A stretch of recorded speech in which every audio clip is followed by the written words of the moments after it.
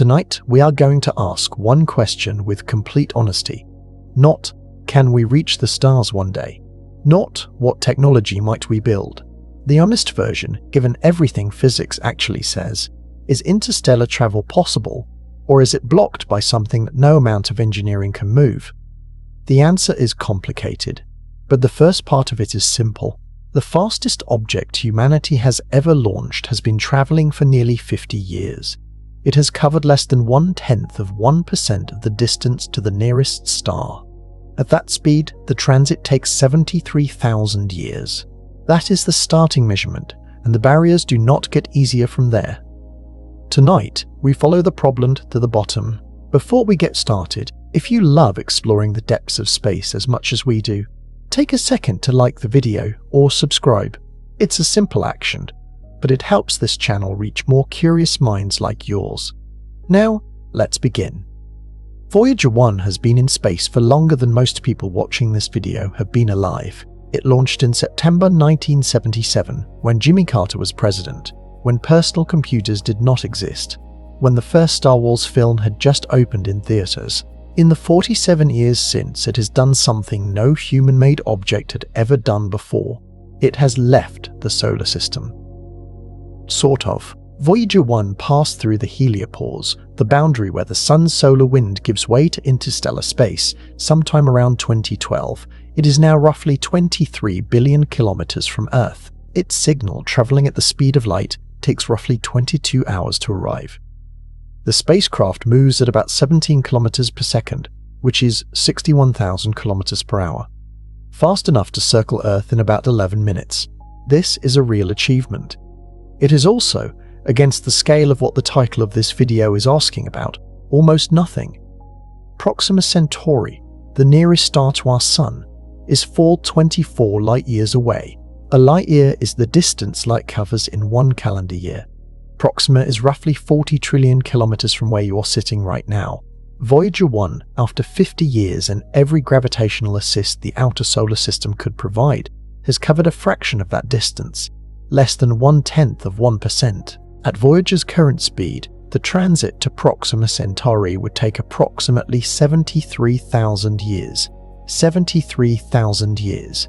Longer than our species has been antimaterically modern, longer than the entire span from the first cave paintings to the internet, multiplied 15 times over.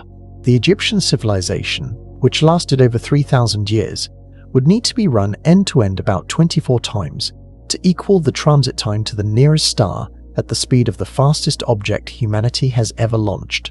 This is a useful number to hold before moving on, not because it is dispiriting, but because it is precise. It does not round. It does not blur. It says clearly, the gap between current human capability and the interstellar problem is not a gap that incremental progress will close. Something fundamentally different is required, and the question is whether fundamentally different is available within the framework of physics. Voyager 1 will pass within about 1.6 light-years of a dim red dwarf star called AC plus 793888 in roughly 40,000 years. It will not stop. No one will be watching when it happens. The star will exert a negligible gravitational tug, and the spacecraft will continue outward into the wider galaxy. It will outlast every institution, every nation, every language, and almost certainly every species that currently exists on Earth. It carries information about a civilization that will not exist in recognizable form for a tiny fraction of its travel time. The golden record was placed aboard with that understanding, not as a communication to aliens, but as an acknowledgement by the engineers that they had created something that would outlive them absolutely. This is not a failure of Voyager. The mission was designed to study the outer planets, and it exceeded every expectation doing so. The golden record aboard it, carrying the sounds of Earth and a diagram of where it came from, was placed there because the engineers understood the spacecraft would outlast everything that built it. But as a measurement of what conventional propulsion produces after maximum effort, Voyager is precise, and the measurement says conventional propulsion does not touch the interstellar problem.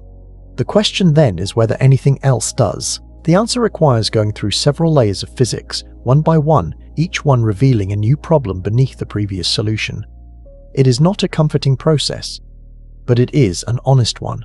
To reach Proxima Centauri in 42 years, the minimum that fits within a human lifetime using even the most modest interstellar proposals, a spacecraft must travel at roughly 10% of the speed of light.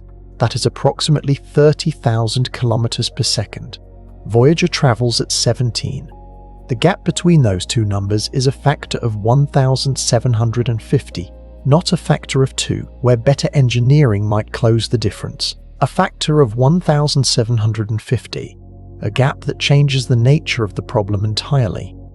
Every attempt to close that gap hits a wall. Closing the wall hits a deeper wall.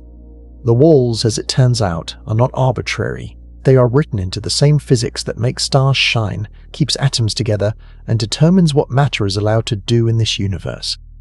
There is something worth noting about that factor of 1,750. It is not the kind of gap that incremental progress closes. In the history of aviation, speeds increased from 40 kilometers like Hapiter Sachet Hackett Hawk in 1903 to supersonic in the 1940s, a factor of roughly 25 in 4 decades of intensive engineering.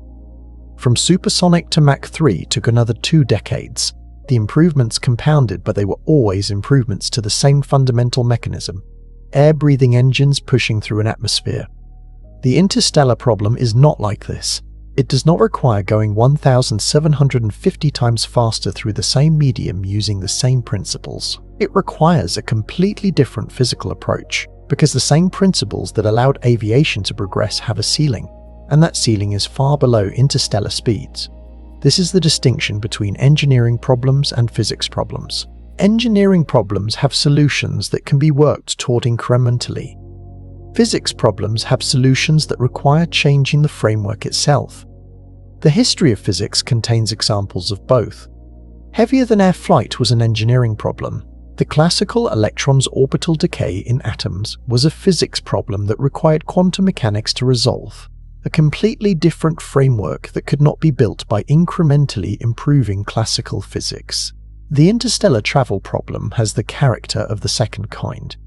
There is one more useful way to hold the scale before moving into the physics. Astronomers measure the distances to nearby stars in light years, but the light year is not the most intuitive unit for this purpose.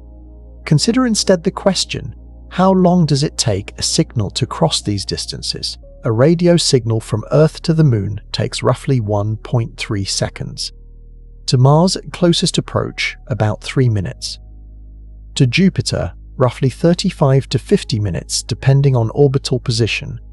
To Pluto at its current distance, approximately 5 hours. To Voyager 1, about 22 hours. To Proxima Centauri 24 years. The jump from 22 hours to 24 years is not a factor of 2 or 5. It is a factor of roughly 1700 in signal travel time, matching the speed factor in physical travel. The nearest star is not a little farther than the edge of the solar system. It is in a different category of distance entirely, a category where even light, the fastest thing in the universe, takes years to make the crossing. Every mission to the planets operates with communication delays measured in minutes to hours. Mission controllers can respond to anomalies, adjust trajectories, and manage systems in something approaching real time. Voyager's 22-hour delay is at the outer edge of manageable, as the 2015 near miss with safe mode demonstrated in the New Horizons mission at Pluto. A mission to Proxima Centauri would communicate with Earth across a 424-year one-way delay. A message sent today would arrive at the spacecraft in 424 years. A response would arrive back on Earth 48 years after the original message was sent. No anomaly could be managed this way. No course correction could be human-directed in any meaningful sense. The spacecraft would need to operate with complete autonomy for the entire transit, making decisions and responding to situations entirely without human input. This is not an insurmountable constraint by itself, but it illustrates, alongside the energy and mass problems, the degree to which interstellar travel is not a larger version of solar system travel. It is a different kind of enterprise operating under different physical constraints at every level. Before examining what better propulsion can offer, it is worth understanding exactly why conventional rockets fail so completely so that the ceiling is clear before the alternatives are assessed. The intuition most people carry about rockets is that bigger equals faster. A larger rocket has a larger engine, burns more fuel, and reaches a higher speed. This is partly true but fundamentally incomplete. The relationship between rocket size and final speed is not linear, and at the extremes required for interstellar travel, it breaks down entirely. Consider what it means to ask a rocket to go faster. Going faster requires more delta V, the technical term for total velocity change. To achieve more delta V, a rocket can use a higher exhaust velocity, meaning a more energetic fuel, or it can carry a higher ratio of propellant to payload. Increasing the propellant ratio helps, but the rocket equation shows that the returns diminish exponentially. Doubling the propellant to payload ratio does not double the delta V. It adds a fixed increment because the equation is logarithmic. Each additional doubling of propellant adds the same fixed increment of velocity, regardless of how much propellant you already have. To add 10 times the incremental velocity, you need not 10 times as much propellant, but 10 to the power of 10 to the power of 10 times as much. At the speed ratios interstellar travel requires, the propellant mass becomes not merely large but physically impossible to accommodate.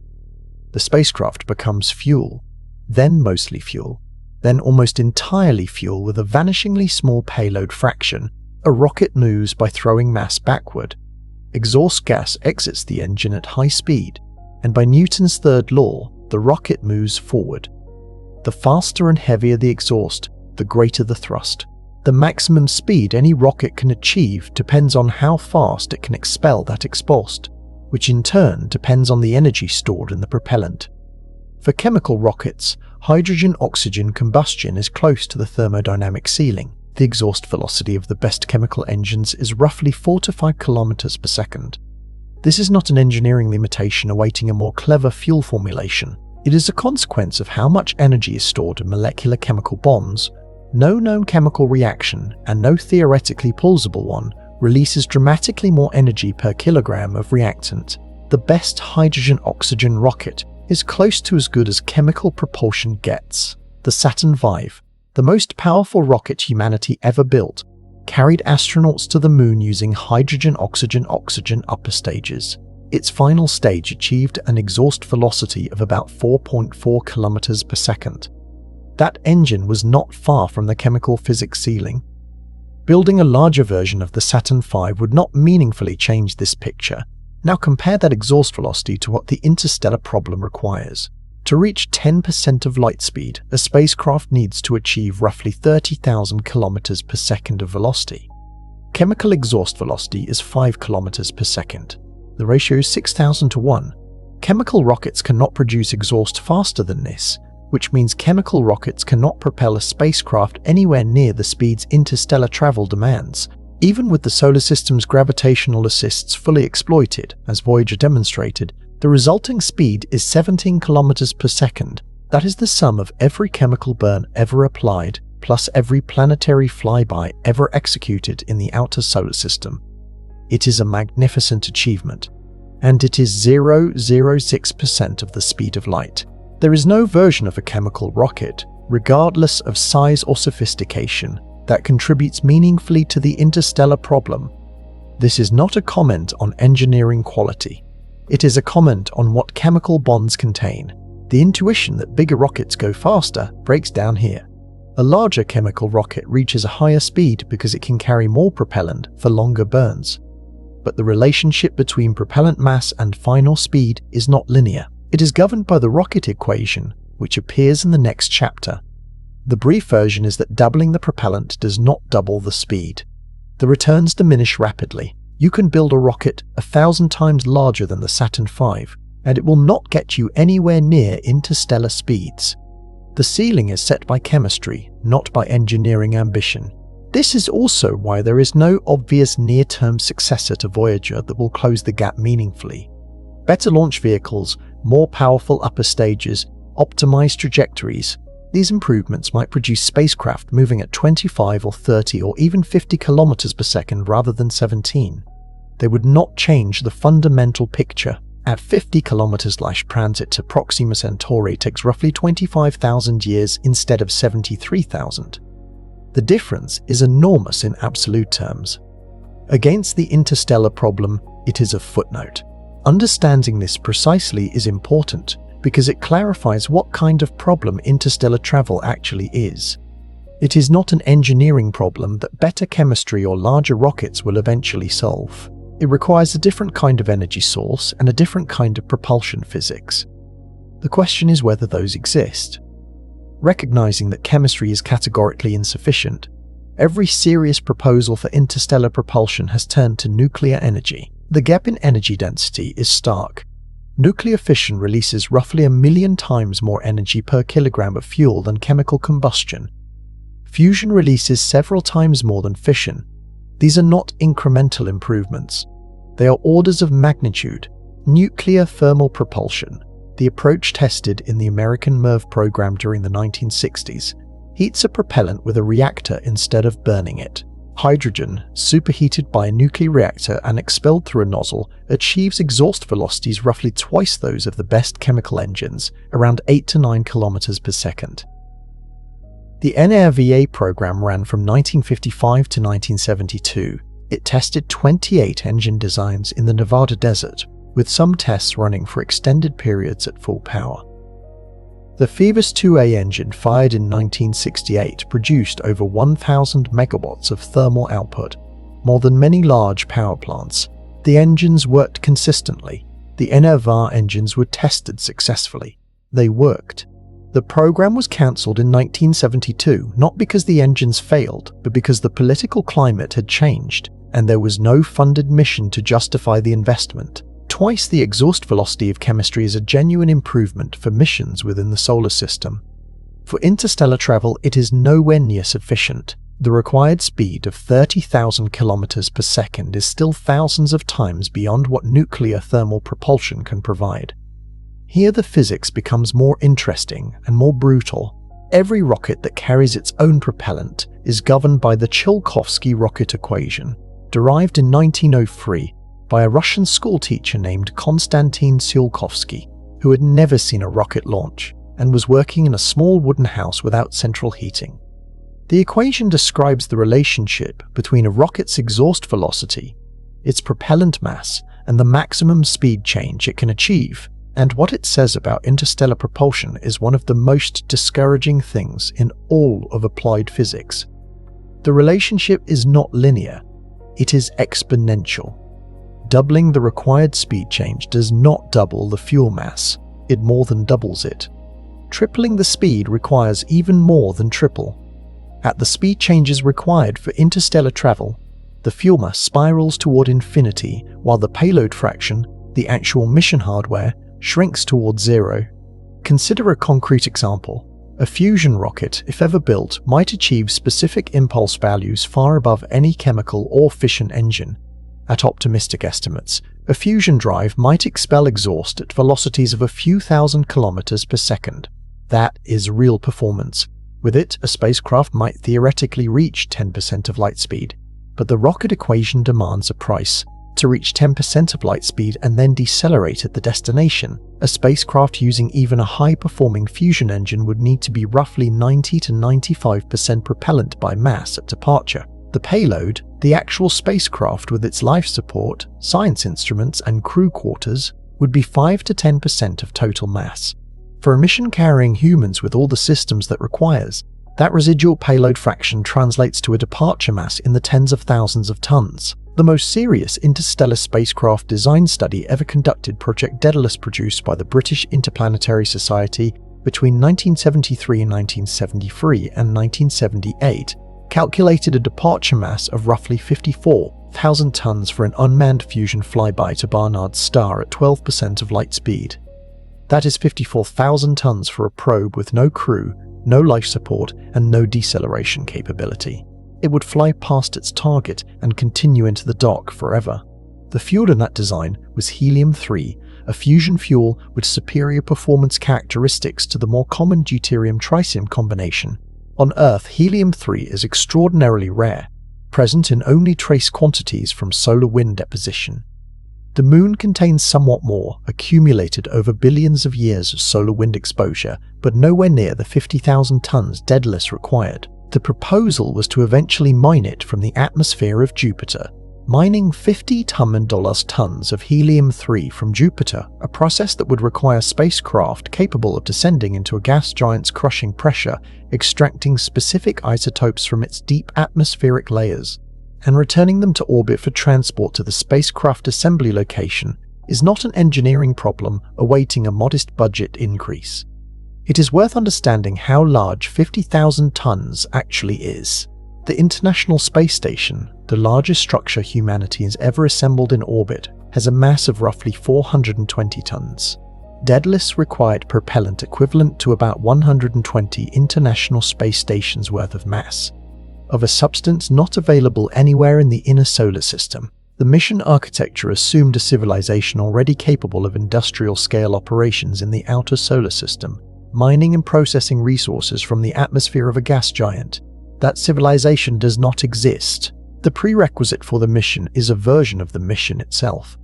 Mining 50,000 tons of helium-3 from Jupiter is not an engineering problem awaiting a modest budget increase. It is a civilization-scale infrastructure project that itself requires capabilities far beyond what any near-future space program could achieve. The fuel for Daedalus would require a civilization that had already largely solved its other interstellar problems. This is the character of the rocket equation at interstellar scales. Every solution it demands is itself a problem of comparable difficulty. There is something worth saying about what the rocket equation actually reveals. Beyond the numbers, the equation is not a temporary obstacle waiting for a technological workaround. It is a mathematical description of physical reality. Every rocket ever built, from the V2 in 1944 to the Saturn V to SpaceX Starship, operates inside the same equation. Every spacecraft that ever left Earth's atmosphere obeyed the same relationship between exhaust velocity, propellant mass, and achievable speed. The equation does not have a loophole. It does not become less strict as engines improve. What improves with better engines is the exhaust velocity, which raises the efficiency of the equation but does not change its exponential structure. At the speed ratios required for interstellar travel, no improvement in exhaust velocity is sufficient to reduce the propellant fraction to anything manageable. You are always left with a spacecraft that is overwhelmingly fuel, carrying a tiny payload, and requiring a departure mass so large it strains any conceivable launch infrastructure. The only genuine escape from the rocket equation is to carry no propellant at all. If the energy source is not aboard the spacecraft, the equation does not apply in its standard form. This is the conceptual foundation of the light sail, and in a different way, the concept of beam-powered propulsion. Both approaches separate the energy source from the vehicle. This matters. It is examined in a later chapter, but the nuclear propulsion approaches, for all their improvement over chemistry, are still bound by the same equation. They improve the numbers. They do not change the structure of the problem. There is one fuel that escapes the energy density problem entirely. It does not merely improve on chemical reactions by a factor of 1,000,000. It achieves something theoretically perfect, the complete conversion of mass to energy. That fuel is antimatter. When matter and antimatter meet, they annihilate. Completely. Every kilogram of matter, combined with a kilogram of antimatter, converts entirely to pure energy according to Einstein's mass-energy equivalence. The energy released is roughly 8 times 10 to the 17th joules per kilogram of combined mass. Compared to chemical combustion, which releases about 10 million joules per kilogram, antimatter annihilation is 10 billion times more energetic per unit of fuel mass. With a perfect antimatter engine, a crewed spacecraft could theoretically accelerate to a significant fraction of the speed of light.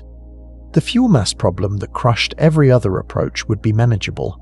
The exhaust from matter-antimatter annihilation, primarily high-energy gamma rays and charged pions, could be channeled using magnetic fields to produce thrust.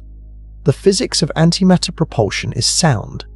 The problem is not the engine. The problem is that the fuel does not exist in accessible quantities anywhere in the universe known to us. CERN, the European Organization for Nuclear Research and the largest particle physics laboratory on Earth, operates a dedicated antimatter production facility called the antiproton decelerator.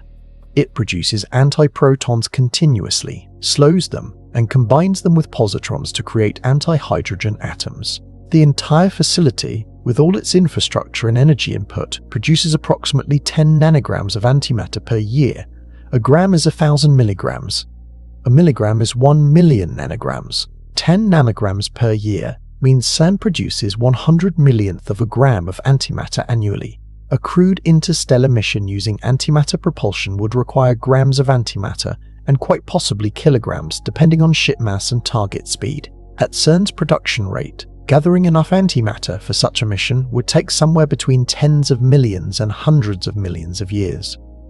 This is not a production efficiency problem that better technology will solve. Creating antimatter requires converting energy into mass, a process governed by quantum electrodynamics that cannot approach 100% efficiency by any known physical mechanism. The energy required to produce 1 gram of antimatter through any currently understood process is approximately equivalent to the world's total electricity production for roughly 2 years. At any conceivable production efficiency, antimatter costs more energy to produce than it would release when annihilated. Antimatter is not a fuel. It is a theoretical energy storage mechanism that nature does not provide and that physics does not allow us to manufacture in useful quantities. This point deserves some additional attention because it is often mischaracterized. Antimatter is sometimes described as a future technology, something that will become available once particle physics advances further. This framing misunderstands the nature of the problem. Antimatter production is not difficult because our particle accelerators are too small or our manufacturing too unsophisticated. It is expensive because the laws of thermodynamics require that creating antiparticles from energy costs at least as much energy as they contain, and in practice considerably more. Because no production process approaches 100% efficiency and current processes are far from it. The physics of antimatter production is clear. To create a particle-antiparticle pair, you need to supply at least twice the rest mass energy of one particle because 2 particles are created. For a proton-antiproton pair, that is approximately 1.88 GeV of energy. Real production processes at CERN are far less efficient than this theoretical minimum. The energy input required per antiproton produced is billions of times more than the antiproton's rest mass energy, because the process involves creating many particle-antiparticle pairs, most of which annihilate before they can be collected and stored. Collecting and cooling those antiprotons without loss is itself an energy-intensive process. No foreseeable improvement in particle physics technology changes the fundamental thermodynamic accounting. The minimum energy required to create 1 gram of antimatter is set by the mass energy of 1 gram of matter, approximately 9 times 10 to the 13th joules. This is a lower bound that no physical process can undercut, only approach asymptotically with perfect efficiency. No known process is within many orders of magnitude of this efficiency. To produce 1 gram of antimatter requires converting roughly 1.8 times 10 to the 14th joules of energy into mass. That is the minimum dictated by E=mc². A real production process with the inevitable inefficiencies of any physical system would require significantly more. The world's current total primary energy consumption is roughly 5 to 6 times 10 to the 20th joules per year. Producing 1 gram of antimatter would consume approximately 1 millionth of that annual energy budget, entirely assuming perfect production efficiency that no known process achieves. Scaling this to mission requirements, a crude interstellar mission using antimatter propulsion might require on the order of 10 kilograms of antimatter, depending on ship mass and target speed. 10 kilograms of antimatter at perfect production efficiency requires roughly 10,000 years of the world's current total energy production to create. At any realistically achievable efficiency, the number is higher. This is not a production technology problem, it is a thermodynamics problem. The energy cost of manufacturing antimatter is written into the relationship between mass and energy, and that relationship does not change with better technology. Antimatter propulsion is theoretically the most efficient rocket possible. It is also the most impractical fuel imaginable for any purpose beyond the smallest experiments. Every approach examined so far carries its energy source aboard the spacecraft. The rocket equation punishes this arrangement exponentially at interstellar speeds. There is one concept that escapes this arrangement entirely. The spacecraft carries no propellant at all. This is the light sail. A light sail works because light exerts pressure. Photons carry momentum, and when they reflect off a surface, they transfer that momentum to whatever surface they struck. The force per photon is tiny, but with enough photons and a light enough sail, the cumulative push can accelerate a spacecraft. The crucial innovation is that the energy source, a powerful laser array, stays at home. The spacecraft simply catches the beam and rides it. In 2016, this concept was elevated from theoretical curiosity to funded research initiative when breakthrough starshot was announced by physicist Stephen Hawking, entrepreneur Yuri Milner, and Facebook founder Mark Zuckerberg. The proposal: build a phased array of lasers on Earth producing a combined power of 100 gigawatts, aim it at a gram-scale light sail a few meters across, and accelerate that sail to 20% of the speed of light. The project would send a fleet of chip-scale probes to the Alpha Centauri system, arriving in roughly 20 years. The physics is legitimate. The concept is not science fiction. The engineering challenges, however, are severe. The Starshot team identified approximately 30 major problems requiring solutions before any probe could fly. These included building a coherent 100-gigawatt phased laser array, creating a sail material that survives the sustained intensity of that beam while being accelerated at 40,000 times the force of Earth's gravity, surviving the particle bombardment of interstellar space, communicating data back across 424 light-years at useful rates, and navigating with sufficient precision to actually image a planet during a 15-minute flyby. In September 2025, Scientific American reported that Breakthrough Starshot had gone on indefinite hold, having spent approximately $4.5 million of its pledged $100 million on research. The 30 engineering problems remained unsolved. The leading candidate sail material, silicon nitride, had not produced a design that fully satisfied all requirements simultaneously. But the deeper issue is not whether those engineering problems can be solved. It is what the light sail approach actually achieves if they are. The Starshot probe is gram scale. It carries a chip. It cannot carry a human being. It cannot carry a meaningful science instrument suite by conventional standards. It has no deceleration capability. It arrives at the Alpha Centauri system, spends approximately 15 minutes in range, transmits what data its chip-scale instruments can gather, and continues into the dark. To scale the light sail to carry humans, the mass increases enormously. A crewed spacecraft would weigh not grams but thousands of tons. Accelerating thousands of tons to 20% of light speed with a laser requires not 100 gigawatts but something closer to 100 million gigawatts. That is roughly 10,000 times the current total electricity generating capacity of the entire Earth. The light sail does not solve the interstellar travel problem. It solves the interstellar probe problem. For probes small enough to be effectively disposable, under the best circumstances, without stopping at the destination, the specific numbers for Starshot's laser array illustrate the infrastructure scale involved. 100 gigawatts of coherent laser output is roughly equal to the combined electrical generating capacity of France and Germany, combined directed at a sail roughly the size of a dining table, with millimeter precision from thousands of kilometers away, for a period of several minutes while the sail accelerates at 40-ton blast point gravity. This is not science fiction engineering in the sense of being physically implausible, but it is engineering at a scale so far beyond current capability that the gap between Starshot's concept and an actual built system is comparable to the gap between a sailing ship and a nuclear-powered aircraft carrier, the same fundamental concept, but requiring a completely different level of industrial civilization. There is something both compelling and sobering about the Starshot concept that is worth dwelling on. It represents the most serious and best-funded attempt in human history to actually launch an interstellar mission. It had significant scientific backing, real money, and genuine engineering effort, and it ran into 30 separate major technical problems that remained unsolved to the point when funding effectively stopped. Several of those problems were not merely engineering challenges.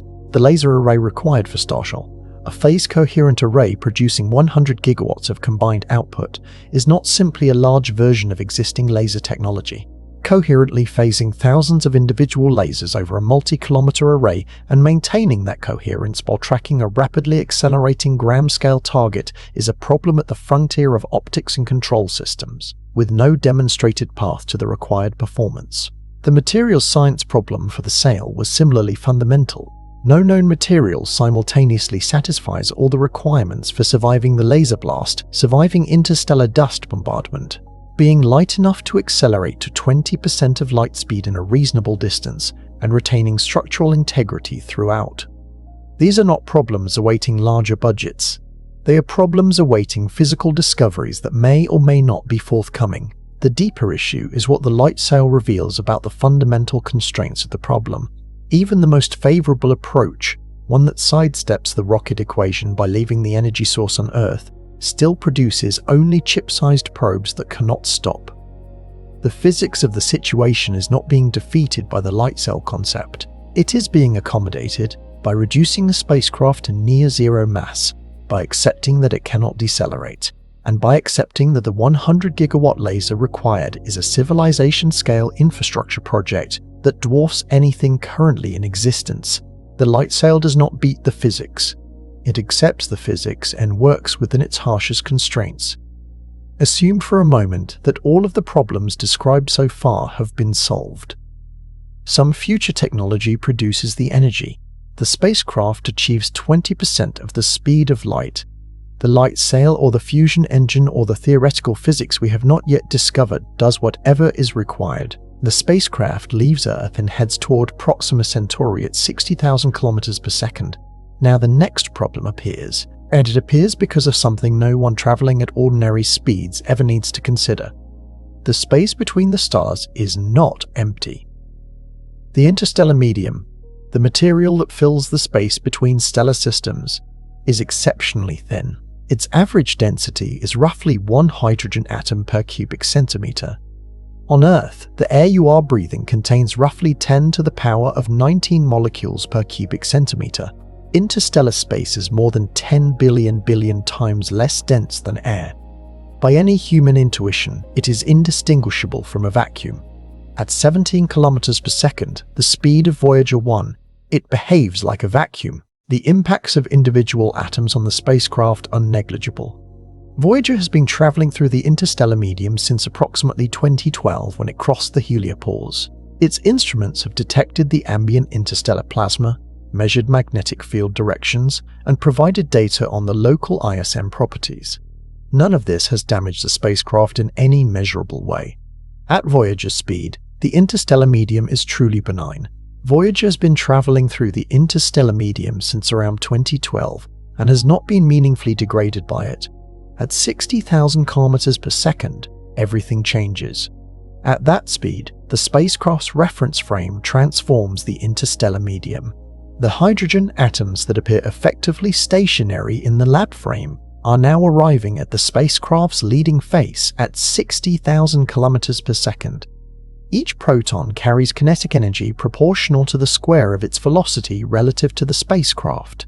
At 20% of light speed, the relativistic kinetic energy of each incoming proton reaches approximately 19 million electron volts. To put that number in context, medical proton therapy machines, which are used to treat cancer by directing high-energy protons at tumors, typically operate in the range of 70 to 250 million electron volts. An interstellar spacecraft, at 20% of light speed, is flying through a continuous shower of protons with energies roughly comparable to a medical particle accelerator beam. The ISM is not a vacuum. It is a radiation field. Over a 20-year transit to Proxima at that speed, the spacecraft intercepts an enormous number of these protons. The flux is roughly 10 to the power of 25 protons per square centimeter per second at 20% of light speed through average interstellar medium. For comparison, the maximum permissible occupational radiation dose for radiation workers is about 50 millisieverts per year. A single high-energy proton passing through tissue deposits roughly 1 millisievert per centimeter of path length, with the exact figure depending on the proton's energy. The cumulative dose from interstellar medium proton bombardment over a 20-year transit at 20% of light speed without shielding would be orders of magnitude above any survivable threshold. The cumulative radiation dose without shielding is lethal to any biological material aboard. With shielding sufficient to protect a human crew, the mass of the shielding adds thousands of tons to the spacecraft, which flows directly back into the energy problem. The fuel to accelerate those extra thousands of tons of radiation shielding is itself a problem of the same order of magnitude as what was already described. The interstellar medium is one of the barriers this script will describe that grows worse as the spacecraft goes faster. At 10% of light speed, it is a serious problem with no demonstrated solution. At 20%, it is worse. At 40%, worse still. Every increment added to the spacecraft's speed makes the radiation environment it flies through more hostile. This creates a deeply uncomfortable dynamic in mission design. The faster the spacecraft, the shorter the transit time, and the less total time the crew is exposed to radiation. But higher speed also means each individual particle carries more kinetic energy at impact. The two effects work against each other. Speed reduces duration but increases intensity. At speeds relevant to interstellar travel, the intensity effect dominates. The faster the spacecraft, the worse the radiation problem on a per-second basis. And even though the total time is shorter, the overall dose received does not decrease at useful speeds. It increases. The shielding mass required to protect a human crew from this radiation environment is not a number that any current mission design has been able to reconcile with the propulsion requirements. Every kilogram of shielding adds to the total mass that must be accelerated to interstellar speed, which increases the fuel requirement, which adds more mass, which requires more fuel. The feedback loop tightens. There is no combination of shielding and propulsion currently known that allows a mission architecture with both survivable radiation levels for the crew and a departure mass that could be launched from Earth. The ISM radiation problem has no proposed solution for crewed missions at interstellar speeds.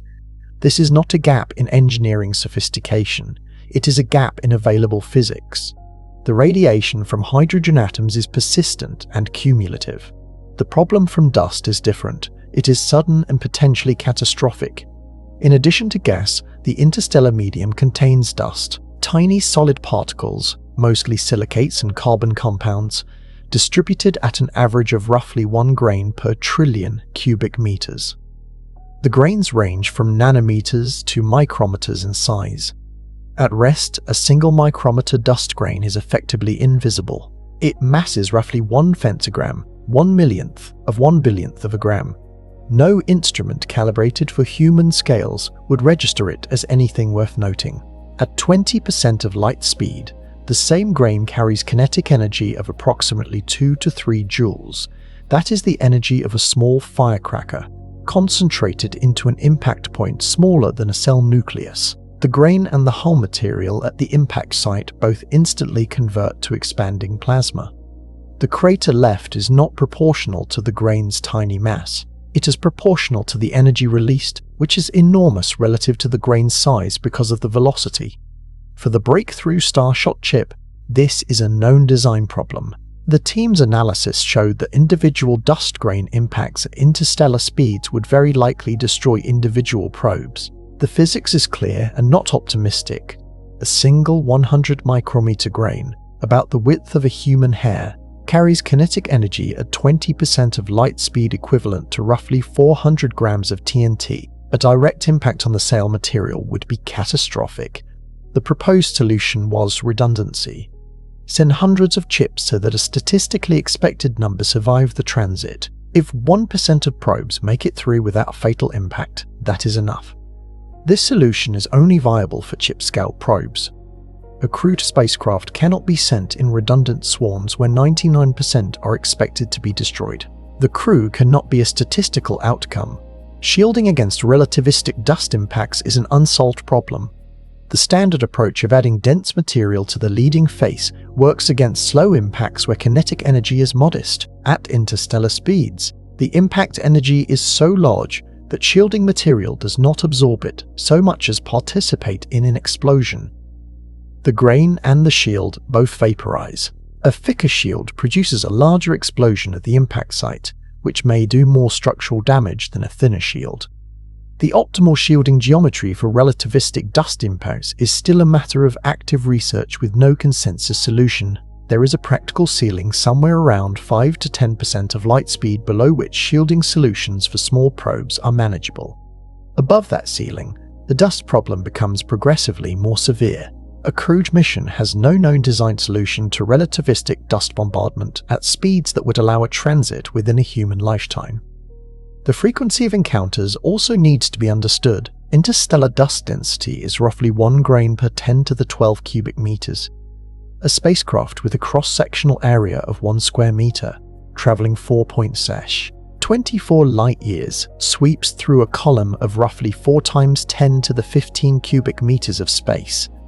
At the average dust density, this implies roughly 4,000 grain encounters over the transit.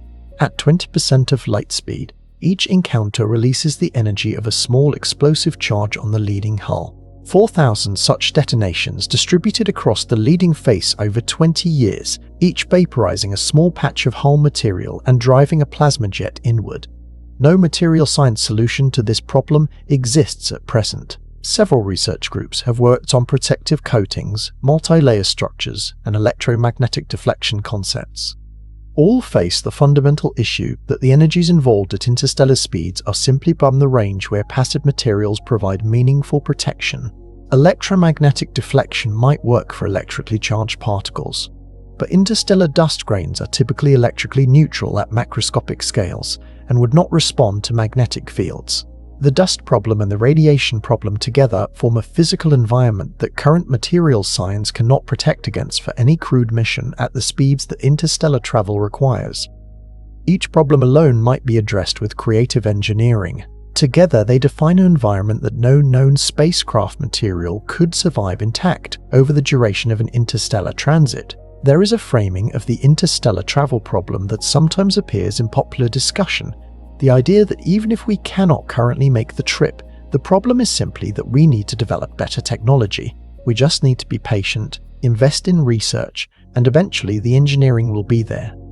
This framing is worth examining directly before proceeding because it contains an assumption that the barriers described so far already challenge. The difference between a problem that yields to better technology and a problem that does not is whether the barrier is an engineering barrier or a physics barrier. Engineering barriers are limits imposed by our current level of manufacturing capability, materials science, control systems, or energy production. They yield to incremental progress. Physics barriers are limits imposed by the mathematical structure of the laws of physics themselves. They do not yield to engineering progress because they are not engineering problems. Every barrier described in this script so far has the character of a physics barrier. The ceiling on chemical rocket exhaust velocity is thermodynamic. The rocket equation's exponential structure is mathematical. The scarcity of helium-3 is geological. Antimatter production costs are thermodynamic. Interstellar medium radiation is a consequence of special relativity applied to particle kinetics. The deceleration problem is the rocket equation applied a second time. None of these barriers become easier with better engineering. They can be worked around at enormous cost for small probes at moderate speeds. For crewed missions at interstellar speeds, they remain. The energy problem says the spacecraft cannot be accelerated to interstellar speed without impossibly large fuel loads or energy infrastructure. The ISM problem says that if it somehow reaches that speed, the space through which it flies will irradiate and abrade it continuously. And now the deceleration problem enters, which might be the most cleanly stated of all the barriers. Arriving at another star at 20% of light speed is not the same as getting there. The spacecraft has crossed 424 light-years, survived the transit, and is now entering the Proxima Centauri system. It is moving at 60,000 kilometers per second. To enter orbit, to land on a planet, to do anything beyond fly through the system and out the other side in approximately 15 minutes, the spacecraft must slow down. Slowing down in space requires the same principle as speeding up, throwing mass backward. A rocket burn in the direction of travel reduces velocity, but that rocket burn requires propellant. That propellant must have been carried from Earth. It was accelerated the entire way to Proxima. And this adds directly back into the rocket equation's exponential mass problem. A spacecraft that must both accelerate to interstellar speed and decelerate on arrival needs roughly twice the total delta V as a spacecraft that only accelerates, because the rocket equation's relationship between required delta V and fuel mass is exponential, not linear. Doubling the required delta V does not double the fuel mass. It more than doubles it by a factor that depends on the specific exhaust velocity of the engine. For most practical fusion engine scenarios, the fuel mass required for a round trip is not twice a one-way mission, but somewhere between 4 and 10 times as much. This is why every serious interstellar probe design is a flyby. Project Daedalus was a flyby. Breakthrough Starshot is a flyby. The fastest any human-designed mission has been taken seriously is as a flyby. Arriving with the ability to stop, orbit, land, and explore is a categorically harder problem than arriving fast. The proposed alternatives to carrying deceleration fuel are theoretically interesting and practically remote. A magnetic sail could, in principle, use a superconducting loop to interact with the interstellar medium and gradually slow a spacecraft without expending onboard propellant. The theoretical performance of such a sail in interstellar medium of the densities observed is modest at best, reducing velocity by a few percent over years of drag. From 60,000 kilometers per second, a few percent is not enough to enter orbit around anything. Laser deceleration, using a laser at the destination to push back against the approaching spacecraft's reflective sail, requires laser infrastructure already in place at Proxima Centauri before the spacecraft arrives. Since the spacecraft arrives before anything else can, this requires either a previously sent slower mission that established the infrastructure, or accepting that the deceleration laser must somehow already be there. The circularity is exact. To stop at Proxima, you need something already at Proxima. Getting something to Proxima that can stop is the original problem. The deceleration problem is sometimes framed as less fundamental than the acceleration problem, on the grounds that you could in principle accept a flyby mission and gather whatever science is possible in the brief transit window. This framing is technically correct but practically hollow. A crewed mission that cannot stop at its destination is not a mission. It is a one-way exile into interstellar space, ending with the crew and everything they learn disappearing forever into the dark. The scientific value of a crewed flyby that cannot decelerate is close to zero compared to what a mission that could actually operate in the destination system would produce. For unmanned probes, flyby science has real value. New Horizons' flyby of Pluto in 2015 transformed understanding of that world. Breakthrough Starshot's chip-scale probe, if ever built, would produce the first images of a potentially habitable exoplanet. These are meaningful scientific achievements, but they are not interstellar travel in the sense that matters for the future of a spacefaring civilization. They are reconnaissance, and they answer the title's question only partially. Stopping at another star is not optional, it is the definition of the goal. And stopping requires energy that the same laws of physics that govern acceleration demand be carried from Earth across the entire transit. The numbers illustrate the problem with clarity. A spacecraft using a hypothetical high-performance fusion drive, achieving a specific impulse of 100,000 seconds, roughly 10 times the best current ion engines and far beyond any demonstrated technology, could theoretically reach Proxima Centauri in a human lifetime. But to both accelerate and decelerate, the rocket equation requires a mass ratio of the spacecraft's departure mass to its arrival mass of roughly 9:1. This means that for every kilogram of spacecraft that arrives at Proxima with the ability to stop, 9 kilograms must have left Earth, 8 of which are propellant. For a crewed mission with life support, food, water, air recycling, scientific equipment, and crew quarters for a multi-year stay, the arriving mass might be on the order of several hundred tons at minimum. The departure mass under this optimistic propulsion scenario would be on the order of several thousand tons. Launching several thousand tons from Earth's surface to interstellar trajectory requires a launch infrastructure that is currently non-existent, and that would require decades to build at minimum. And this is the optimistic fusion scenario. For any less capable propulsion system, the numbers are worse. For the actual propulsion systems that exist today, they are physically impossible. The circularity is complete. To stop at a star, you need a mission architecture so large it cannot be launched. To make it launchable, you need propulsion that does not exist. To develop propulsion that does not exist, you need to solve physics problems that have no identified solution. The chain does not end at a step where a modest engineering advance makes the difference. Every barrier described so far assumes the spacecraft is traveling at some fraction of the speed of light. That fraction can be 0.06% as Voyager achieves, or 20% as Starshot aims for, or some higher number that future propulsion might provide. But it is always a fraction. The question of why it is always a fraction deserves a direct answer. The answer comes from special relativity, the theory Albert Einstein published in 1905, which has been tested with extraordinary precision by every particle accelerator ever built, and by atomic clocks in aircraft and satellites, and by the timing corrections built into the GPS system that billions of people use daily. Special relativity says that the speed of light in the vacuum is the same for all observers regardless of their motion, and that this constancy leads to a specific relationship between the energy of an object and its velocity. As an object with mass accelerates, its relativistic energy increases. The mathematical relationship between energy and velocity curves upwards steeply as the velocity approaches the speed of light, and the curve becomes vertical at exactly the speed of light, and the curve becomes vertical at exactly the speed of light. Reaching the speed of light would require infinite energy.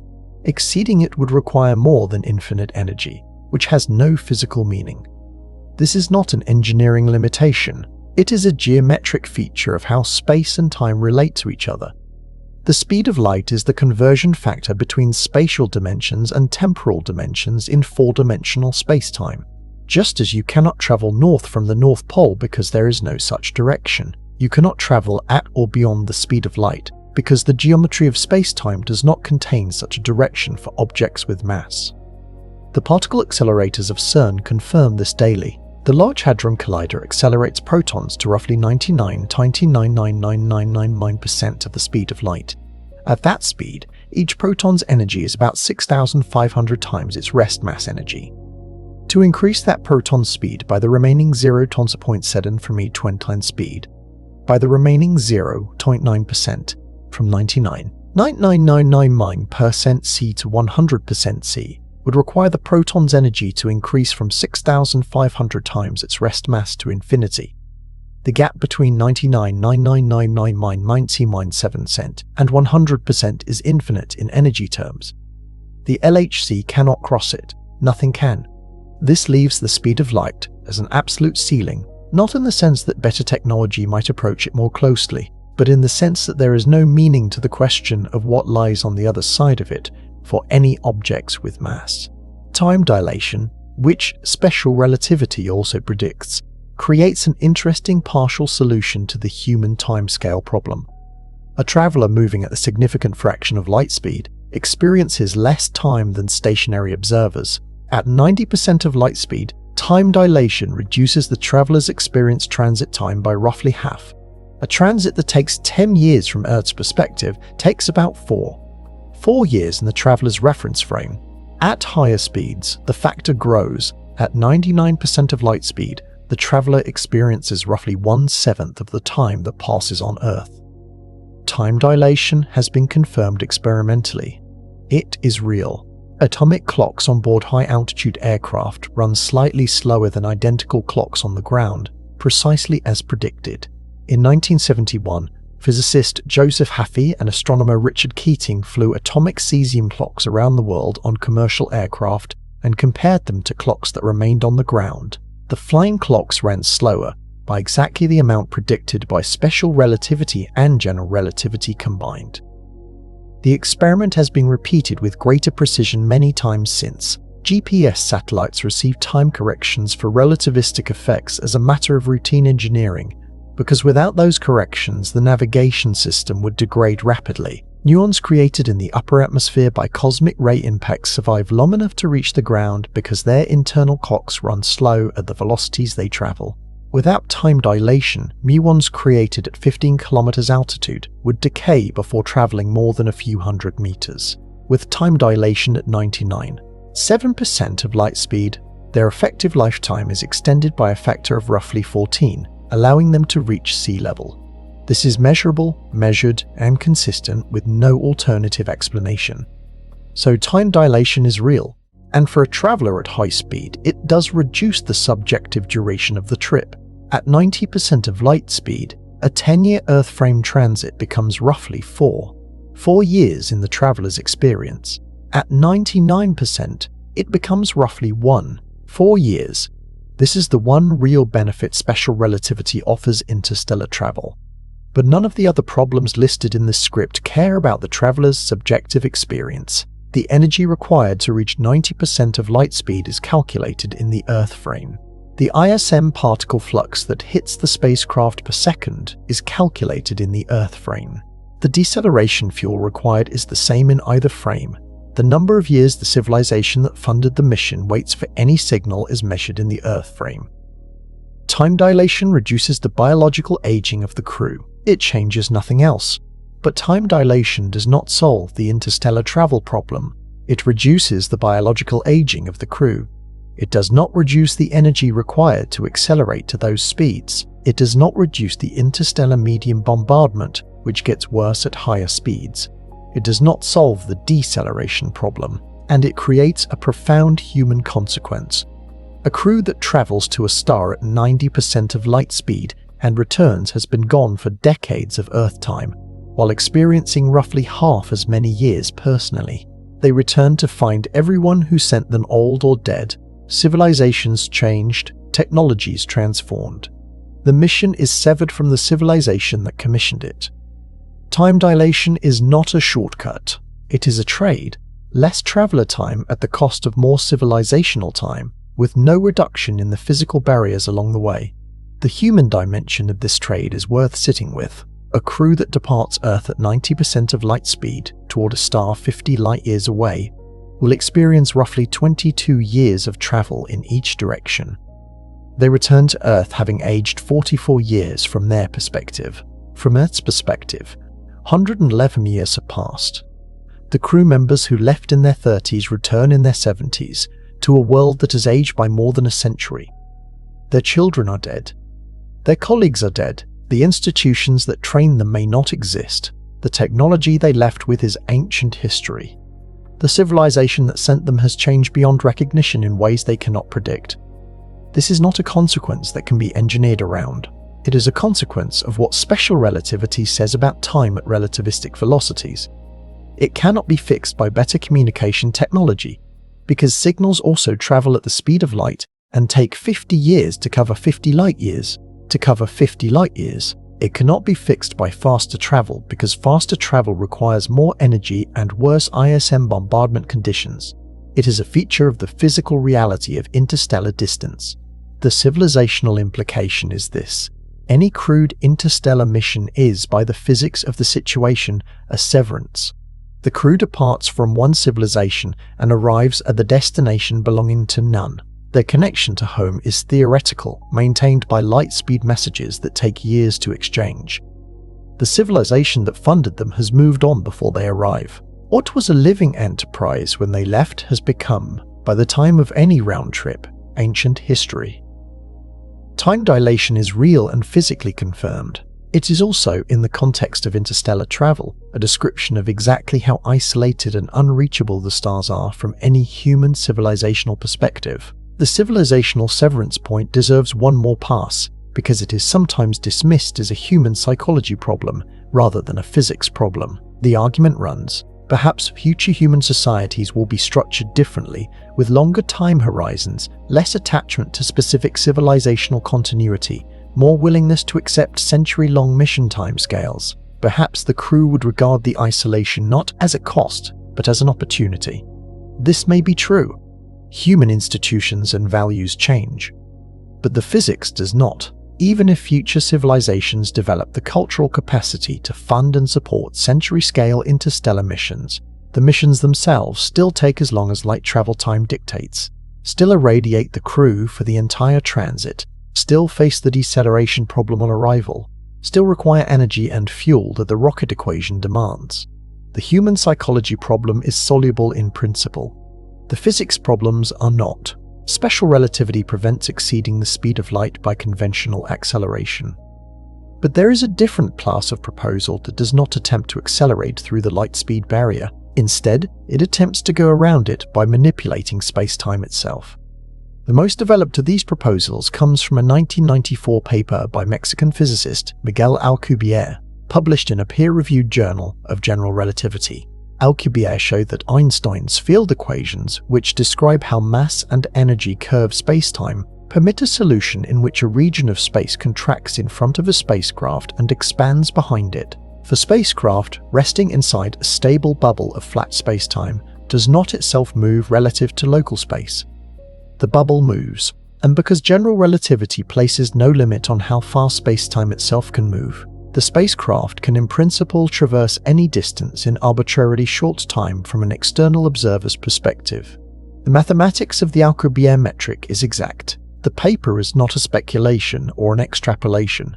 It is a valid solution to the same equations that describe black holes and gravitational waves, both of which have been observed and confirmed. The problem is not the mathematics. The problem is the ingredient. To create and sustain the warp bubble geometry, the region of space-time at the bubble's wall requires a stress-energy tensor with negative energy density. This means matter or energy with properties opposite to those of any known substance. Ordinary matter curves space-time inward, toward itself, which is what gravity does. The warp bubble requires something that curves space-time outward, away from itself. Physicists call this exotic matter. There is a real physical phenomenon that produces negative energy density, the Casimir effect. When two uncharged conducting plates are placed extremely close together, the quantum vacuum fluctuations of the electromagnetic field between them are constrained in a way that produces a slightly negative energy density, detectable as a weak attractive force between the plates. The effect was predicted theoretically by Hendrik Casimir in 1948 and first measured experimentally in 1997. It is real. The Casimir effect is sometimes cited as proof that negative energy exists in nature, which it does in this specific and highly constrained form. But the magnitude matters. The force between Casimir plates at a separation of 10 nanometers is approximately 1 atmosphere of pressure. That sounds significant. The negative energy density associated with this force is roughly 10 to the minus 3 joules per cubic meter. Alcubierre's original calculation required negative energy density roughly equivalent to Jupiter's total mass energy in negative form. Jupiter's mass energy is approximately 10 to the 47 joules. The ratio between the Casimir effect's negative energy density and the requirement of the warp drive is approximately 50 orders of magnitude. 50 orders of magnitude is not an engineering gap. It is not even a gap that has a name in ordinary language. Its magnitude is negligible at any macroscopic scale. In laboratory demonstrations, the negative energy density of the Casimir effect is measured in fractions of a joule per cubic meter at separations of nanometers. Alcubierre's original calculation required negative energy in a quantity comparable to the mass energy of the entire planet Jupiter, in negative form. Later refinements, including work by Harold White at NASA's Johnson Space Center in 2012, proposed modified geometries that reduced the estimated exotic matter requirement significantly, but they did not reduce it to zero, and they did not reduce it to any amount achievable with any known physical process. The Alcubierre drive is not blocked by engineering. It is blocked by the absence of an ingredient. That ingredient has never been observed in macroscopic quantities anywhere in the universe. The standard model of particle physics, the most precisely tested theory in the history of science, does not predict any particle or field that could provide macroscopic negative energy density. The gap between the Casimir effect and the warp drive requirement is not a gap in engineering sophistication. It is a gap in physics. This distinction matters for how seriously to take the warp drive concept as a future technology. Engineering gaps are gaps between current capability and a defined physical target. They close with time, funding, and ingenuity. The gap between Alcubierre's mathematics and a buildable warp drive is not this kind of gap. It is a gap between the mathematics of general relativity and the material content of the observable universe. No engineering process closes that kind of gap. Only a physical discovery that changes the inventory of what the universe contains could close it. There have been occasional claims of partial progress on the exotic matter problem, notably Harold White's 2012 work suggesting that modified warp geometries might reduce the exotic matter requirement significantly. This work is genuine and has been published in respectable journals, but it does not eliminate the exotic matter requirement. It reduces the estimated magnitude of an ingredient that still does not exist, from an enormous amount to a possibly smaller amount. The problem of requiring something that is not known to exist is not changed by reducing how much of it you need. There is a broader point worth making about FTL proposals in general. General relativity is a powerful and flexible theory. It admits many exotic solutions, wormholes, closed time-like curves, the Alcubierre metric. The existence of a mathematical solution within general relativity does not imply that the physical configuration described by the solution can actually be created. The equations allow you to specify any stress-energy tensor you like and calculate the resulting space-time geometry. But that does not mean nature contains the stress-energy configuration you specified. General relativity is a theory of what space-time does, given a particular distribution of mass and energy. It is not a guarantee that every distribution of mass and energy you can write down on paper actually exists. If the Alcubierre drive is a way to deform space-time locally and move the spacecraft through that deformation, a wormhole is a way to connect two distant points in space-time through a tunnel, allowing direct passage between them without traversing the intervening space at all. Wormholes appear in the mathematics of general relativity. The mathematical framework dates to 1935, when Einstein and Rosen published their analysis of the Schwarzschild solution to general relativity. The Schwarzschild metric describes the space-time geometry around a non-rotating, uncharged black hole. Einstein and Rosen showed that this geometry admits an interpretation as a connection between two regions of space-time joined at the black hole interior. This structure, later called the Einstein-Rosen bridge, was an exact solution to the field equations, not an approximation. The problem Einstein and Rosen recognized immediately was that this bridge is unstable. It opens and closes in less time than any signal traveling at the speed of light can traverse it. The bridge collapses before anything can pass through. You cannot use an Einstein-Rosen bridge as a travel route. It is too brief. Einstein himself, working with Nathan Rosen in 1935, showed that the geometry of black holes admits a mathematical extension in which two regions of spacetime are connected by a tube-like structure. This Einstein-Rosen bridge is a valid solution to Einstein's field equations. The problem with Einstein-Rosen bridges is that they are not traversable. In their natural mathematical form, they open and close in zero time, collapsing before any light, let alone matter, can pass through. A traveler approaching the bridge from one end would find it closed before reaching the other side. In 1988, physicists Kip Thorne and Mike Morris published a paper asking a different question. What would it take to make a wormhole that could actually be traversed? They worked backward from the requirement that something must be able to pass through and derived what conditions the geometry would need to satisfy. The answer was consistent, exotic matter at the throat of the wormhole, providing the outward curving spacetime geometry needed to hold it open. The same ingredient as the Alcubierre drive. The same ingredient that does not exist. There is an additional difficulty that applies specifically to traversable wormholes. Stephen Hawking analyzed the behavior of quantum fields near a stable wormhole throat and proposed what he called the chronology protection conjecture. The laws of physics appear to conspire to prevent the formation of closed time-like curves, which are paths through space-time that loop back on themselves and allow time travel. A traversable wormhole would allow such paths because it could connect 2 points in space-time separated not only in space, but in time. Hawking argued that quantum vacuum fluctuations would amplify to infinite energy density at any wormhole throat, destroying it before it could be used. The chronology protection conjecture is not proven. It is a conjecture, but its physical basis, the behavior of quantum fields in curved spacetime near the edge of paradox, is taken seriously by physicists working in general relativity. Every serious analysis of stable traversable wormholes runs into either the exotic matter requirement, the stability problem, or both. The warp drive and the wormhole are not science fiction inventions imported into physics. They are genuine solutions to genuine equations. The physics allows them in the same sense that the mathematics allows them. And the physics also specifies what they require, and what they require has never been found anywhere in the observable universe. A recent and theoretically interesting development in this area is the ER equals EPR conjecture, proposed by Juan Maldacena and Leonard Susskind in 2013. The conjecture suggests a deep connection between Einstein-Rosen bridges and quantum entanglement. Two quantum entanglement particles may be connected by a microscopic, non-traversable wormhole. This is a theoretically interesting idea with significant implications for the relationship between quantum mechanics and gravity. It does not imply that macroscopic traversable wormholes exist or can be constructed.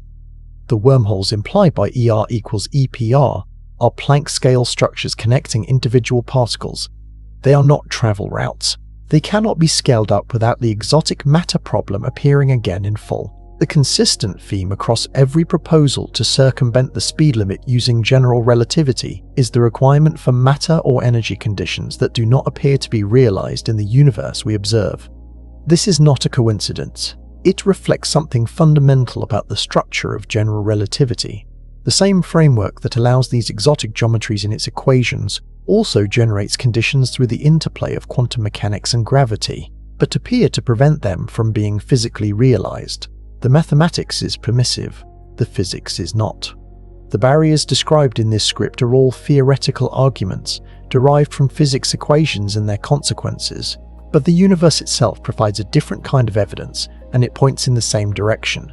The Milky Way galaxy contains somewhere between 200 and 400 billion stars. It has been forming stars for roughly 10 billion years. Based on planet detection surveys, most stars have planets, and a significant fraction of those planets orbit at distances that allow liquid water. By any reasonable estimate, the Milky Way contains billions of worlds, where complex chemistry could develop and, under the right conditions, intelligent life could emerge. Here is the question that Enrico Fermi famously posed at lunch in Los Alamos in 1950. In a conversation that reportedly began with a discussion of UFO reports and quickly escalated to the logical conclusion, if intelligent life is common in the galaxy, where is everybody? The Milky Way is roughly 100,000 light-years across. Even at 1% of the speed of light, a civilization with reliable interstellar transport could cross the entire galaxy in 10 million years. Over the 10 billion year history of the galaxy, there has been 1,000 times enough time for any civilization that achieved interstellar travel to have crossed the galaxy completely, not once, but many times. If even one civilization anywhere in the Milky Way achieved reliable interstellar travel 1 billion years ago, the mathematical models of expansion suggest the entire galaxy should now show evidence of their presence. It does not. No megastructures have been detected around any star system. No signals have been received that cannot be explained by natural astrophysical processes. No probes of non-natural origin have been identified in the solar system. The galaxy looks, observationally, like a place where no one has gone anywhere at sufficient scale to leave a detectable trace. This is not proof. The galaxy is vast and our observation is incomplete. There are other possible explanations. Perhaps intelligence is extraordinarily rare. Perhaps civilizations consistently destroy themselves before developing interstellar capacity. Perhaps they exist but choose to remain undetectable. Perhaps the timescales we are discussing are longer than any civilization survives. But among the possible explanations, there is one that requires no additional assumptions and is entirely consistent with everything described in the script. The barriers to interstellar travel are not engineering problems awaiting solution. They are physical constraints that every civilization in the galaxy faces, and that no civilization in the galaxy's history has overcome. The physics says it is nearly impossible. The galaxy looks like it has not been done. These are two independent lines of evidence pointing in the same direction. It is worth being precise about what the galaxy looks like it has not been done actually means observationally. We have not found megastructures around stars, the kind of engineering that a civilization harnessing stellar energy at full scale would produce. The Kepler mission and its successors have characterized tens of thousands of stellar systems. None show the kind of anomalous transit signatures that would indicate large artificial structures. We have not detected radio or optical signals of the kind that a civilization broadcasting its existence or simply communicating internally across multiple star systems would produce. SETI has operated for over 6 decades. Nothing has been confirmed. We have not found von Neumann probes, self-replicating robotic systems in the solar system, despite a solar system history of 4.6 billion years that would have given any early visitor ample time to leave artifacts. None of this is conclusive. The galaxy is large. Our searches are incomplete. But the absence is not nothing. The Hart-Tipler argument, developed by Michael Hart in 1975 and Frank Tipler in 1980, is the quantitative version of Fermi's informal observation. The argument runs as follows. If any civilization anywhere in the Milky Way has developed reliable interstellar travel even at a small fraction of light speed, self-replicating probes or expanding colonies could fill the entire galaxy within roughly 10 million years. The calculation is not complicated. The Milky Way is roughly 100,000 light-years across. At 1% of light speed, crossing the galaxy takes 10 million years. But expansion does not require crossing the galaxy in a single step. It requires colonizing the nearest star, then from there colonizing the next nearest, and so on. At each step, the frontier moves at the expansion velocity. From any starting point, the entire galaxy is within range in less than the age of the galactic disk. 10 million years sounds like a long time. The galaxy has been forming stars for 10 billion years. There has been 1,000 times 10 million years of available time. A civilization that developed interstellar travel 1 billion years ago, not even a tenth of the galaxy's age, would have had time to fill the galaxy 100 times over before our solar system even formed. The absence of detectable colonization is therefore not a weak constraint. It is a strong constraint. Either no civilization in the Milky Way's 10 billion year history has achieved reliable interstellar travel, or something else is preventing the expansion from being detectable. All the barriers to interstellar travel are real and apply universally. Among these options, the barriers being real requires no additional assumptions. It is the simplest explanation consistent with both the physics and the observational evidence. Occam's razor does not decide the question, but it weighs in. 10 million years is 1/10 of 1% of the galaxy's age. There has been roughly 1,000 times more time available than would be needed. The conclusion is that either no civilization has developed interstellar travel, or interstellar travel is not as easy as it sounds, or there is something else going on that we are not accounting for. The something else category contains a number of possibilities that are not ruled out. Perhaps intelligence is extraordinarily rare and we are the only technological civilization in the Milky Way. Perhaps civilizations consistently self-destruct before reaching interstellar capability. Perhaps advanced civilizations exist but choose not to expand or make themselves detectable. Perhaps they have expanded but in forms or dimensions we cannot observe. None of these alternatives is implausible, but the barriers described in this script provide a candidate explanation that requires no additional assumptions. Interstellar travel is not merely expensive or time-consuming. It faces physical barriers that are not engineering problems. Every civilization in the Milky Way faces the same rocket equation, the same ISM bombardment, the same light-speed ceiling, the same exotic matter problem. If those barriers are as severe as the physics suggests, the Fermi silence is not a mystery requiring elaborate explanation. It is what the universe looks like when the physics does not provide an easy path between stars. This interpretation is consistent with the data. It is not proven by the data. Both should be acknowledged. After 15 layers of examination, the title can be answered precisely. Interstellar travel is not impossible in all of its possible meanings. 3 categories should be distinguished clearly. The first is definitely blocked by known physics under any currently understood theoretical framework. Faster than light travel for a spacecraft with mass, without macroscopic exotic matter of a type not known to exist, falls into this category. 100 years of confirmed experimental physics support this conclusion. The second is currently impossible with no identified physical path and no theoretical basis for expecting one. This is the category that contains crude interstellar missions traveling to even the nearest star and returning within a human lifetime, carrying enough mass to support life, and arriving with the capacity to do meaningful science. Every propulsion concept examined either fails to reach the required speed, requires fuel or energy that cannot be gathered, exposes the crew to unsurvivable radiation, or cannot decelerate at the destination. No combination of approaches currently known or theorized solves all of these problems simultaneously within a feasible mission architecture. The third category is difficult and distant, but not blocked by fundamental physics.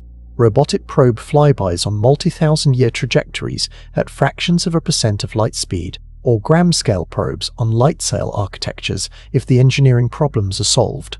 Voyager 1 is, in a technical sense, already an interstellar probe of the first type.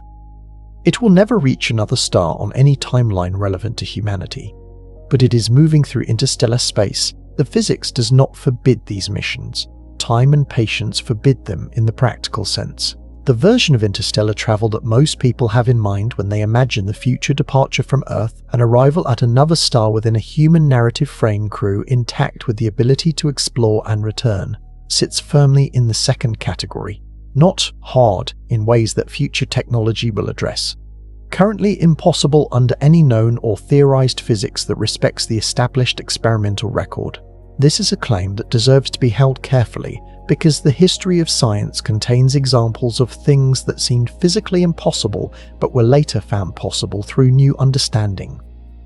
It would be intellectually dishonest to ignore those cases. Heavier-than-air flight was called impossible by serious scientists before 1903.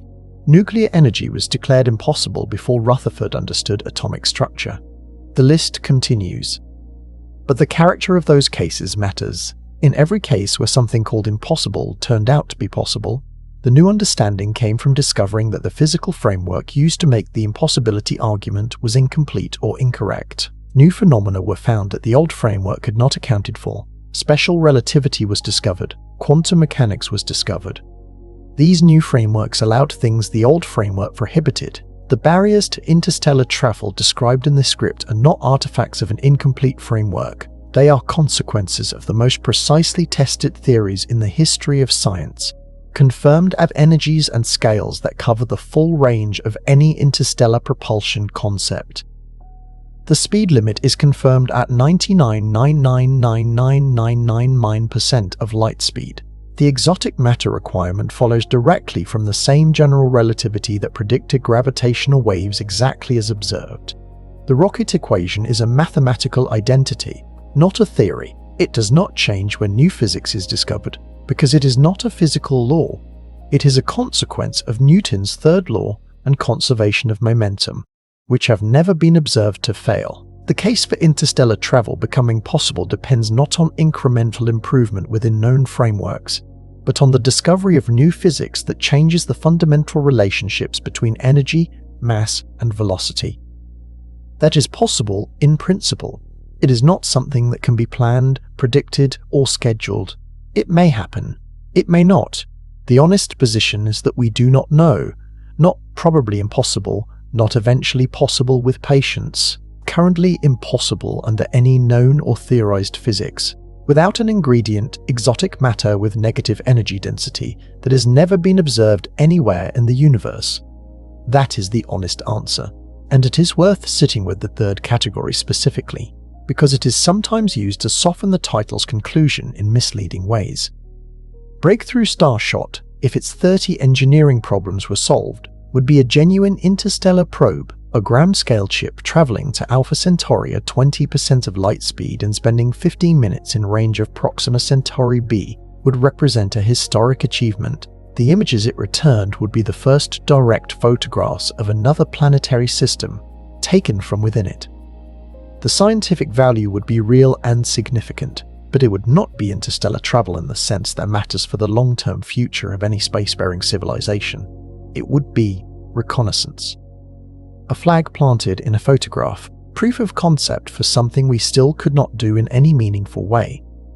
The gap between Starshot and a mission that could actually establish human presence near another star is not a modest engineering gap.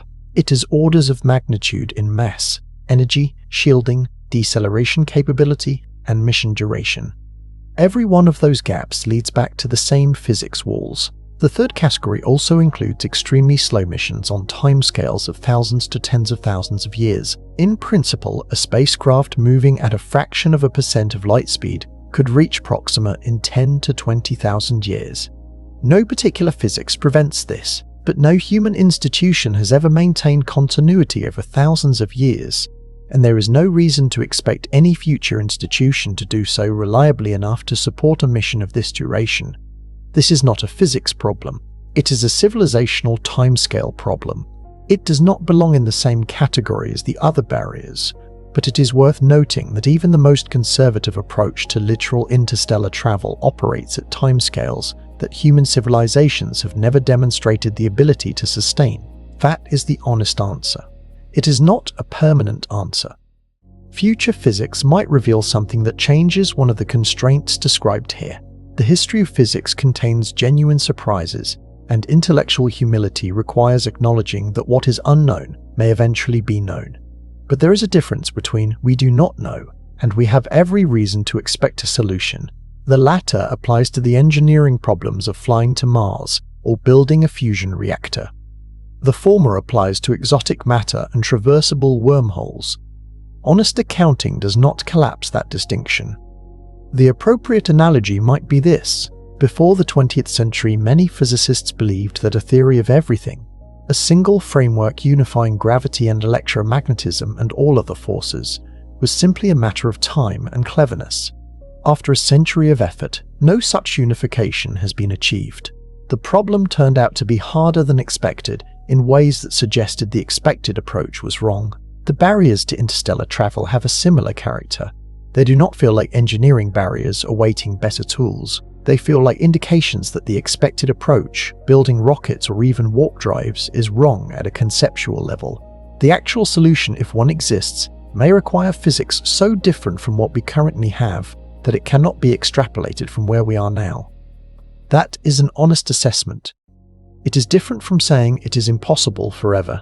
It is saying that the gap between current physics and what would be needed is not a gap that more funding and more engineering will close. It requires conceptual revolution of a kind that cannot be planned or scheduled. It may happen, it may not. Both outcomes are consistent with what we currently know. What is not honest is the framing that interstellar travel is coming, that it is a matter of technological progress and time, that the barriers are simply the current limits of human capability. The barriers are not current limits, they are descriptions of the universe. Voyager 1 is still out there. It has been moving since 1977, and it will continue moving after everything that sent it has dissolved. Its power source is fading. Its instruments are being switched off one by one as the remaining 40 watts depletes further. Eventually, there will not be enough electricity to transmit a signal. The spacecraft will continue moving in silence, carrying its golden record through a galaxy it will traverse at a pace measured in geological time. In roughly 40,000 years, it will pass within about 1 time, 6 light-years of a red dwarf star called AC +793888 in the constellation Camelopardalis. It will not stop. It will not be detected by anything in that system, almost certainly. It will continue beyond into the wider galaxy, drifting through the spaces between stars for as long as the galaxy itself exists. The nearest star is 424 light-years away. We have been building spacecraft for about 70 years. The fastest thing we have ever made needs 73,000 years to cover that distance. The energy required to cross it in a human lifetime exceeds anything our civilization currently produces. The space through which that transit would occur is hostile to the speeds required. The destination cannot be reached by any known deceleration method. The structure of spacetime forbids exceeding the speed at which the transit would need to occur. Every shortcut proposed by general relativity requires matter that does not appear to exist. The galaxy, old enough and large enough to have been crossed 1,000 times by any civilization that solved these problems, shows no evidence of anyone having done so. These are not reasons for despair. They are accurate descriptions of where we are. An accurate description is the beginning of honest understanding. Look up on a clear night, and you can see Proxima Centauri's general region of the sky, near the Southern Cross, unreachable and real. 40 trillion kilometers away. The photons that left it 24 years ago are arriving at your eyes right now. The star is there. The physics that separates it from you is there too. Both are real. Both deserve to be acknowledged without forcing them into a story they have not earned. We are here. The stars are there. The universe, for now, has not offered us the distance between them. This is not a reason for paralysis or despair. The solar system alone contains a level of complexity, diversity, and scientific interest that no civilization could exhaust in any reasonable timescale. Mars, with its geological history spanning 4 billion years, awaits the first human footprint. Europa's subsurface ocean, sealed under kilometers of ice, may contain the most consequential biological question in the history of science. Titan has lakes of liquid methane, organic chemistry, and a thick nitrogen atmosphere that raises questions about what chemistry does when it has billions of years to work in cold conditions. The asteroid belt contains the raw material of planets that never assembled. The outer solar system remains largely unmapped. The nearest star is 424 light-years away. The solar system extends in every direction for orders of magnitude more than the Earth-Sun distance, and almost none of it has been seriously explored. The interstellar problem is real, and the barriers are severe. It does not follow from this that human presence in space has reached its practical limits. It follows only that the stars, specifically, are protected by physics in a way that everything closer is not. The question of what the stars mean, even when they're physically unreachable, is not trivial. Every human culture that ever looked at the night sky made something of it. Star charts were made before writing was invented. Navigation depended on stars for thousands of years. The mythology, religion, and art of nearly every civilization is full of stellar imagery. The impulse to look outward and understand is not incidental to human nature. It may be central to it. That impulse does not require the stars to be reachable. It requires only that they be real, and that the effort to understand them be honest. The physics described in this script is honest. It does not say the stars will never be reached. It says that under the physical framework humanity currently possesses, the barriers are severe in ways that engineering cannot address.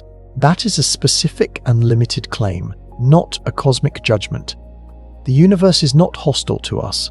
It is simply large, and the physics it runs on does not make exceptions.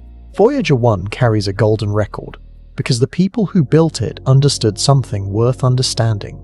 That a civilization sending an object into the permanent archive of the cosmos, moving through the galaxy forever, was performing a kind of act that deserved marking.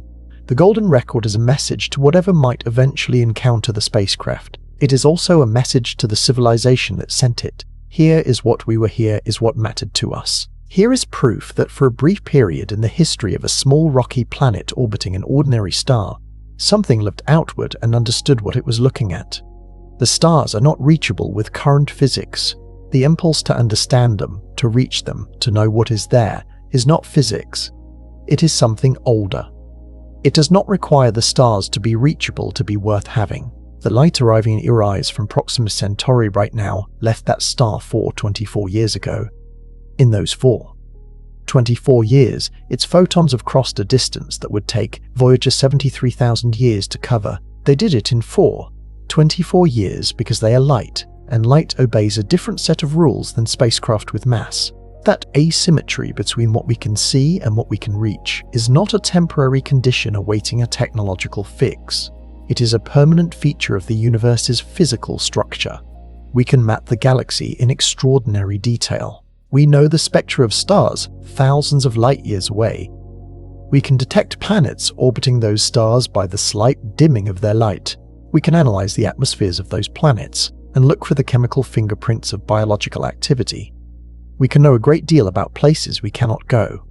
That is not a small thing. It is a version of knowing the universe that would have been unimaginable to any previous generation of human beings. The physics that prevents reaching the stars also provides the instruments, the mathematics, and the conceptual framework to understand them from here.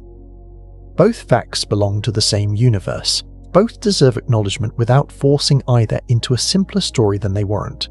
Good night.